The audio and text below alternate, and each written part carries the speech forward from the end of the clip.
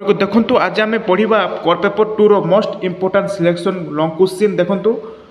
आप देखिपे प्रथमे काव्यर संज्ञा स्वरूप प्रकार बदलक ये समस्त जाक मुझे नहीं आसी देखो सिलेक्शन लॉन्ग क्वेश्चन ता सहित आम आज डिस्कसन करवा 2 मार्क एवं 3 मार्क रो बहुत बहुत इम्पोर्टाट सिलेक्शन क्वेश्चन आम काव्य कविता कोर पेपर 2 रो काव्य कवितार लॉन्ग क्वेश्चन एवं सिलेक्शन क्वेश्चन आज आम डिस्कसन करवा क्वेश्चन सहित आंसर डिस्कसन करवा। तो देखु आपण देखिपे मुझे किसी सिलेक्शन क्वेश्चन ए प्रत्येक लॉन्ग क्वेश्चन आम जब आम करदेबा ताले